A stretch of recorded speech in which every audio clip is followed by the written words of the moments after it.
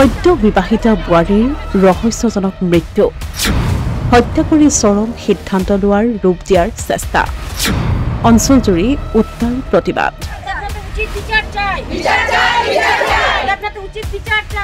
মঙলবাৰে লামডিঙত সদ্য বিবাহিতা বোৱাৰীৰ ৰহস্যজনক মৃত্যুক কেন্দ্ৰ কৰি সমগ্ৰ অঞ্চলজুৰি সৃষ্টি হৈছে চাঞ্চল্যৰ এইকাৰণে আমাৰ এটা উচিত বিচাৰ লাগে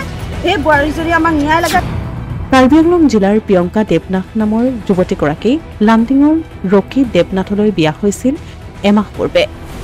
এমাহৰ পূৰ্বে বিয়াত বহা নৌবোৱাৰীগৰাকীক স্বামী আৰু শহুৰৰ পৰিয়ালে যৌতুকৰ বাবে অকথ্য নিৰ্যাতন চলোৱাৰ অভিযোগ উত্থাপন হৈছে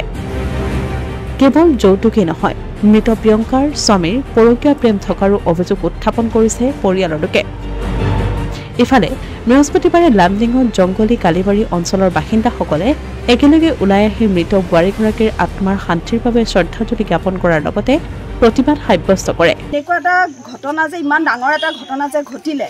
এই আমাৰ প্ৰথম ইয়াত আৰু আমি ইয়াত গোটেই মানুহখিনিয়ে বিভিন্ন জাতি জনজাতি আমি ইয়াত একেলগে থাকোঁ একেলগে মিল হৈ আছোঁ এই মানুহঘৰৰ পৰা যে এটা বেয়া বাৰ্তা আমাৰ ফালে গৈ আছে সেইবিলাক আজি নৱপ্ৰজন্মই আমাৰ পৰা কি শিকিলে আজি সৰু ল'ৰা ছোৱালীয়েও সেই বস্তুটোৱে শিকিছে এই ঘৰৰ পৰা কি শিকিব সেইকাৰণে আমাক এটা উচিত বিচাৰ লাগে সেই বোৱাৰীজনী আমাক ন্যায় লাগে কাৰণ কাৰোবাৰ মাতৃৰ বুকুৰ পৰা এজনী ছোৱালীক অতৰাই হেৰি কৰা হৈছে মৃত্যুৰ মুখলৈ ঠেলি দিলে আজি সেই মাতৃৰ বুকুৰ কেনেকুৱা লাগিছে আজি আত্মহত্যা হ'ব নোৱাৰে কাৰণ কেলে এজনী ছোৱালীয়ে মৃত্যুৰ আগত যি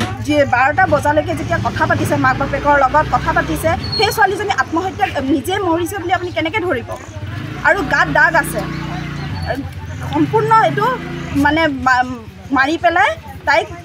হেৰি কৰা হৈছে উল্লেখযোগ্য যে এই সন্দৰ্ভত প্ৰিয়ংকাৰ পৰিয়ালে লামডিং থানাত দাখিল কৰা এজাহাৰৰ ভিত্তিত লামডিং আৰক্ষীয়ে অভিযুক্ত স্বামী ৰকী দেৱনাথক আটক কৰিছে ৰাইজৰ দাবী এই ঘটনাৰ তদন্ত কৰি এই কাণ্ডৰ লগত জড়িত দোষীক কঠোৰৰ পৰা কঠোৰ শাস্তি প্ৰদান কৰা হওক বিচাৰো আমাক এটা শুদ্ধ ন্যায় লাগে আৰু এই পৰিয়ালটোৱে সম্পূৰ্ণ শাস্তি পাব লাগে আমি আৰক্ষী প্ৰশাসনকো এইটো কাটৰভাৱে অনুৰোধ কৰিছোঁ যে আমাক এটা শাস্তি পালেহে আমাৰ নৱপ্ৰজন্মই আকৌ যে এই এটা ভুল কৰিবলৈ এটা ভয় হিচাপে ল'ব পাৰে আৰু যাতে এই বস্তুটো আকৌ দ্বিতীয়বাৰ নহয় অসমীয়া প্ৰতিদিন ডিজিটেল সংবাদ লামডিং